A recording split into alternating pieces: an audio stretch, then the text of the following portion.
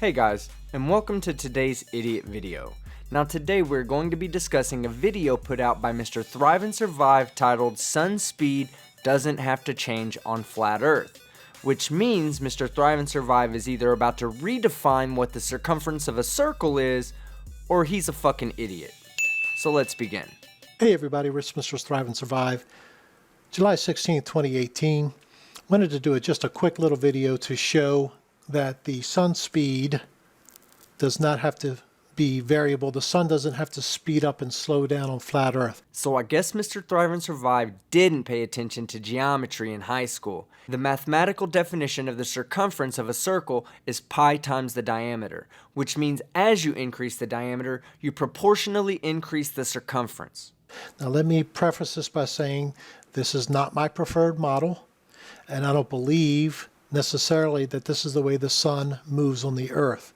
So you're a fucking idiot? If you don't believe that this is how the sun moves on your fictional flat Earth, then why the fuck are you even presenting it in a way that makes you look so fucking stupid? don't be getting into any kind of discussion like that. We want to discuss models. We can do that in another video. In fact, I'm finally starting to get into that, but this is definitely not my preferred model. But I can defend this model with the sun and how it moves. No, you can't, you fucking idiot. As long as the distance from the North Pole to the Tropic of Capricorn remains approximately 70% longer than the distance from the North Pole to the Tropic of Cancer, then the circumference of the Tropic of Capricorn will remain 70% larger than the circumference of the Tropic of Cancer. And for the sun to complete both of those circuits in the same period of time, then the sun must travel 70% faster when it's over the Tropic of Capricorn. Unfortunately for Mr. Thrive and Survive, a person standing at the equator will observe the sun traveling over the Tropic of Cancer at the same rate as he does when the sun is over the Tropic of Capricorn. This single observation alone destroys anything else this idiot has to say in this video, but let's let it keep going and see how many more times he sticks his foot in his mouth. Now, what we've been shown is something like this. Like you have this right here. Which is just a line showing where the sun moves.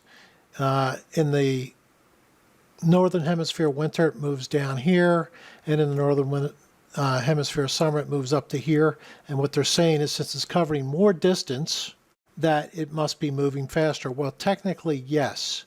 Well, technically, you're a fucking idiot.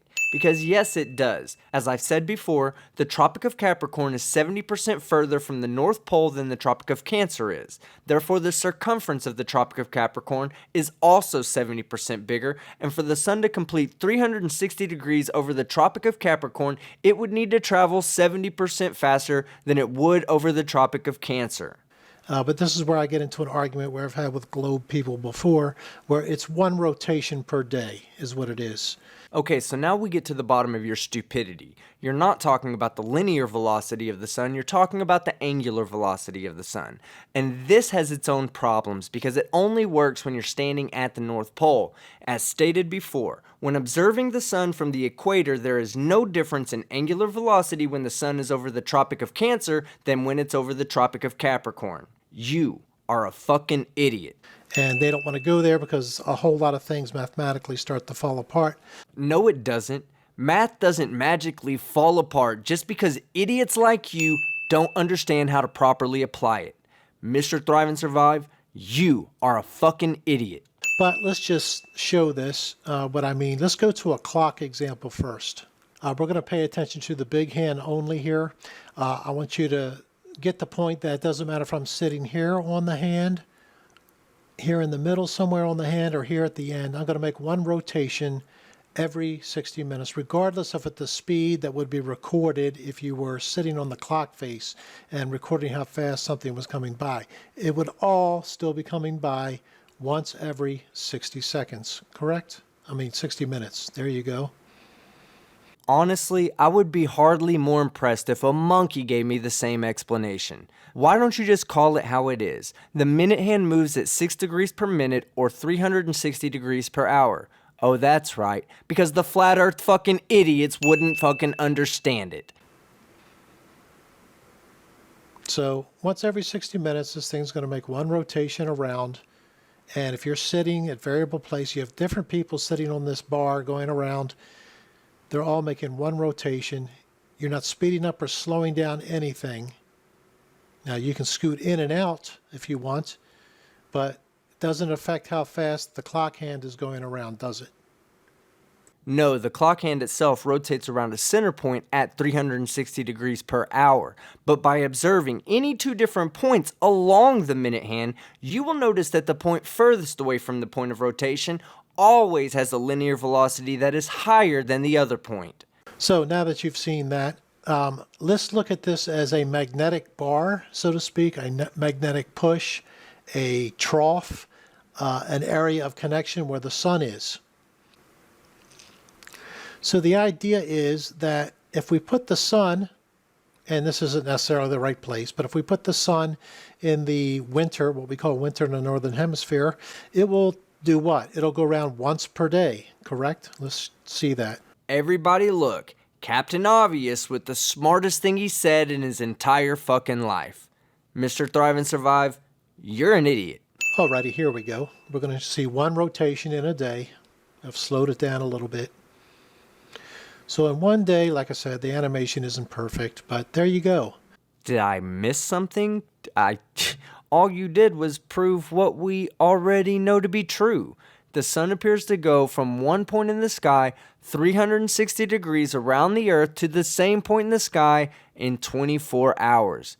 I swear the simplest fucking things get flat earthers excited. Because flat earthers are idiots. You've had one rotation in the day, and the sun is down here. Now, if you want to look at this as being on the end of a string or in the end of a pole, whatever, that's fine. But okay, now you're starting to not make sense anymore.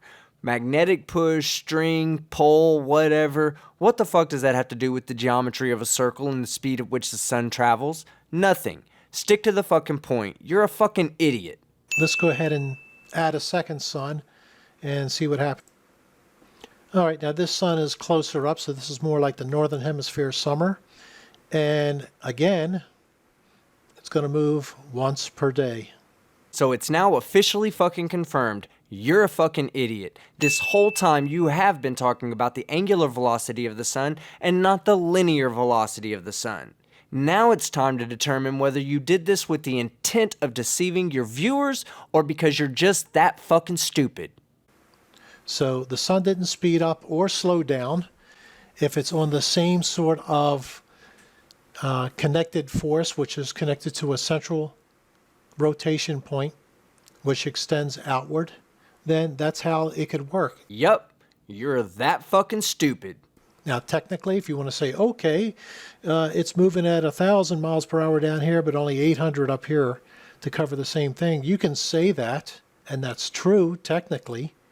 No, not just technically true, but mathematically and realistically true as well, as it matches exactly what we see in observational reality. Mr. Thrive and Survive, I truly don't understand what your subscribers see in you. Not only are you one of the most uneducated and unintelligent people on YouTube, but you're also one of the most boring idiots on the internet. But there's a difference when you start putting time and direction together versus just a rotation. So one rotation per 24 hours. The sun does not have to speed up or slow down.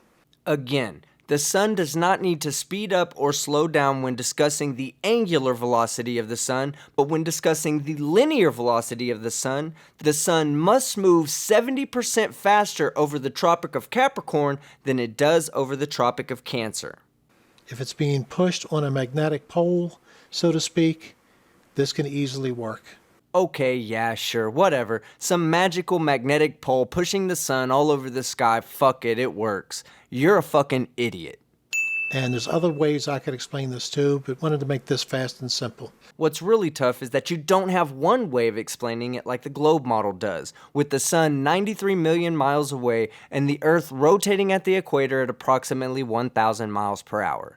Flat earthers will make up the most fantastical explanations to ensure that they do not live on a globe earth. Because flat earthers, and especially Mr. Thrive and Survive, are fucking idiots. Now, I'd like to take the time out to thank Mr. Thrive and Survive for pushing through his heart attack to come out safely enough to continue to make idiotic material. All jokes aside though, I truly am glad that you came out okay from your heart attack. Now, if only we could do something about your mental disease, because Mr. Thrive and Survive, you are a fucking idiot. Okay, so here we are again. One more video done and one more idiot down. But I truly appreciate all you guys for sticking around and helping me make this channel the success that it has already become. So be sure to click that like button and be sure to click that subscribe button and the bell if you haven't already done so. Don't forget to leave a comment and tag your favorite comment with hashtag TopCom, and maybe on the next video your comment will be featured too. I'm Father Skeptic, and I'm out.